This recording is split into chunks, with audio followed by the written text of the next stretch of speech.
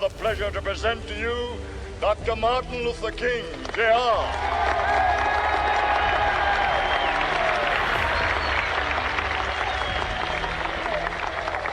I am happy to join with you today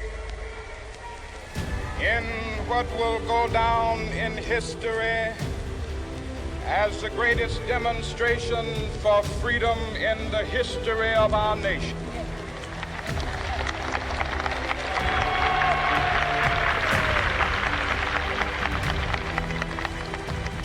Fivescore years ago,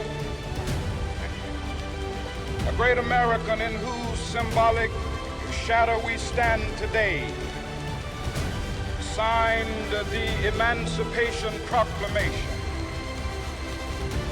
This momentous decree came as a great beacon light of hope to millions of Negro slaves who had been seared in the flames of withering injustice. It came as a joyous daybreak to end the long night of their captivity. But 100 years later, the Negro still is not free. 100 years later, the life of the Negro is still sadly crippled by the manacles of segregation and the chains of discrimination. 100 years later, the Negro lives on a lonely island of poverty in the midst of a vast ocean of material prosperity. 100 years later, the Negro is still languished in the corners of American society and finds himself in exile in his own land. And so we've come here today to dramatize a shameful condition. In a sense, we've come to our nation's capital to cash a check.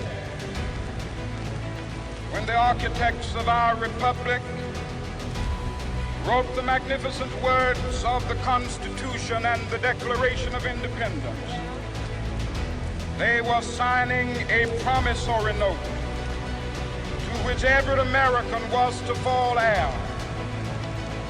This note was a promise that all men, yes, black men as well as white men, would be guaranteed the unalienable rights of life, liberty, and the pursuit of happiness. It is obvious today that America has defaulted on this promissory note insofar as her citizens of color are concerned. Instead of honoring this sacred obligation, America has given the Negro people a bad check, a check which has come back marked insufficient funds.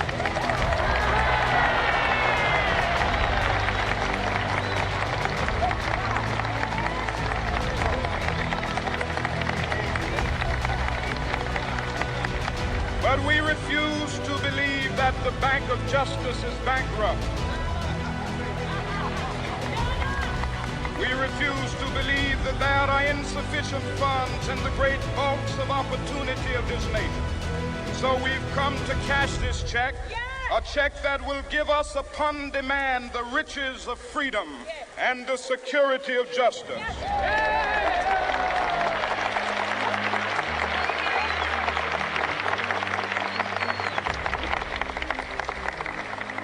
We have also come to this hallowed spot to remind America of the fierce urgency of now. This is no time to engage in the luxury of cooling off or to take the tranquilizing drug of gradualism.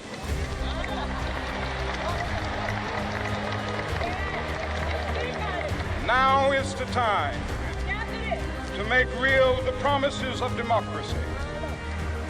Now is the time to rise from the dark and desolate valley of segregation to the sunlit path of racial justice. Now is the time to lift our nation from the quicksands of racial injustice to the solid rock of brotherhood. Now is the time to make justice a reality for all of God's children. It would be fatal for the nation to overlook the urgency of the moment. This sweltering summer of the Negro's legitimate discontent will not pass until that is an invigorating autumn of freedom and equality. 1963 is not an end, but a beginning. Those who hope that the Negro needed to blow off steam and will now be content will have a rude awakening if the nation returns to business as usual.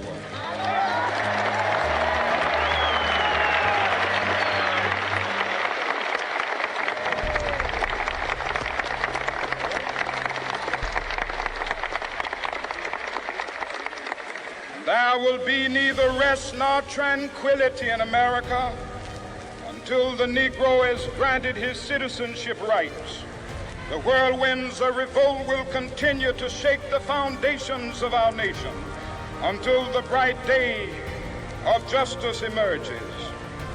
But that is something that I must say to my people who stand on the warm threshold which leads into the palace of justice. In the process of gaining our rightful place, we must not be guilty of wrongful deeds.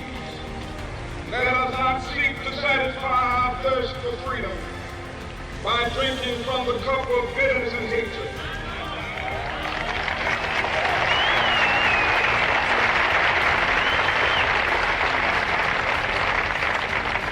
We must forever conduct our struggle on the high plane of dignity and discipline. We must not allow our creative protest to degenerate into physical violence. Again and again, we must rise to the majestic heights of meeting physical force with soul force. The marvelous new militancy which has engulfed the Negro community must not lead us to a distrust of all white people. For many of our white brothers, as evidenced by their presence here today, have come to realize that their destiny is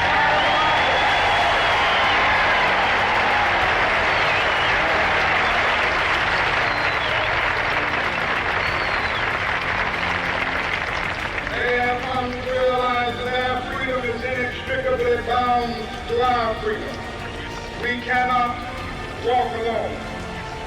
As we walk, we must make the pledge that we shall always march ahead.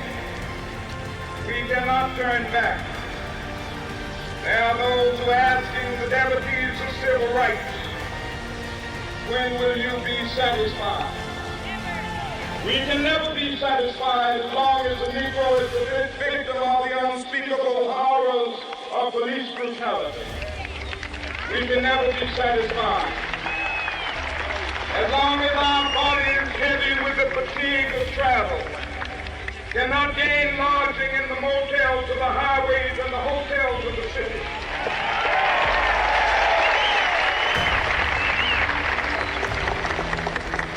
We cannot be satisfied as long as a Negro in Mississippi cannot vote and a Negro in New York believes he has nothing for which to vote.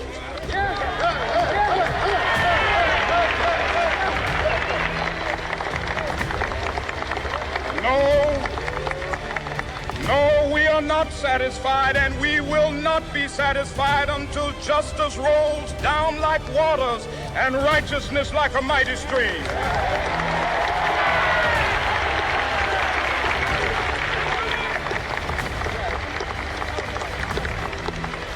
I am not unmindful that some of you have come here out of great trials and tribulations.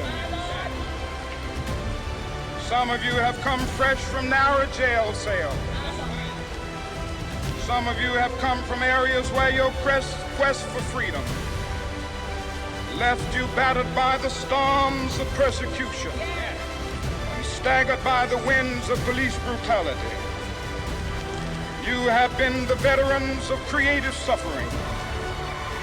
Continue to work with the faith that unearned suffering is redemptive. Go back to Mississippi. Go back to Alabama. Go back to South Carolina. Go back to Georgia. Go back to Louisiana. Go back to the slums and ghettos of our northern cities, knowing that somehow this situation can and will be changed. Let us not wallow in the valley of despair. I say to you today, my friend,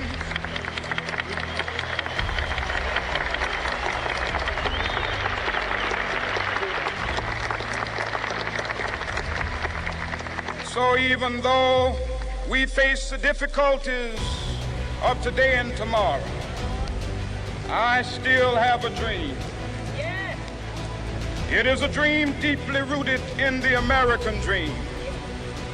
I have a dream that one day this nation will rise up and live out the true meaning of its creed. We hold these truths to be self-evident, that all men are created equal.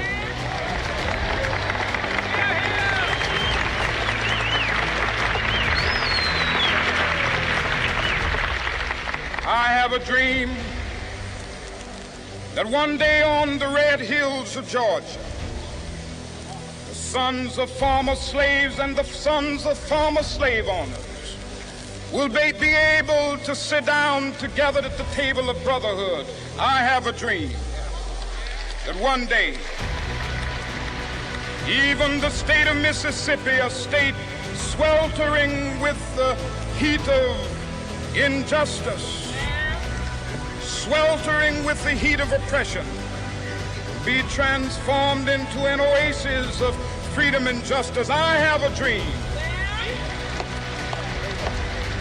that my 4 little children will one day live in a nation where they will not be judged by the color of their skin, but by the content of their character. I have a dream today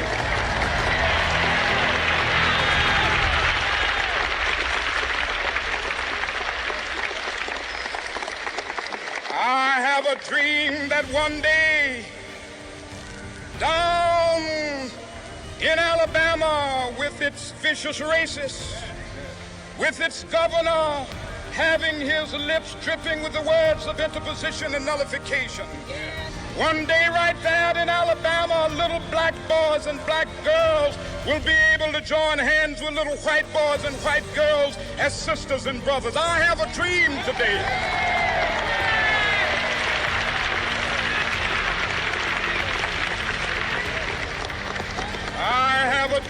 that one day every valley shall be exalted, and every hill and mountain shall be made low. The rough places will be made plain, and the crooked places will be made straight, and the glory of the Lord shall be revealed, and all flesh shall see it together. This is our hope. This is a faith that I go back to the South with. With this faith, we will be able to hew out of the mountain of despair a stone of hope. With this faith, we will be able to transform the jangling discords of our nation into a beautiful symphony of brotherhood. With this faith, we will be able to work together, to pray together, to struggle together, to go to jail together, to stand up for freedom together, knowing that we will be free one day. This will be the day. This will be the day when all of God's children will be able to sing with new meaning, "My country, tears of thee. Sweet land of liberty, of thee I sing. Land where my fathers died, land of the pilgrim's pride. From every mountainside, let freedom ring. And if America is to be a great nation, this must become true. So let freedom ring. From the prodigious hilltops of New Hampshire, let freedom ring.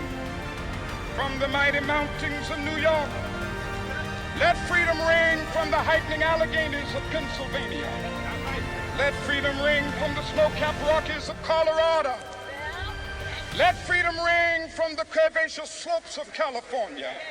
But not only that, let freedom ring from Stone Mountain of Georgia.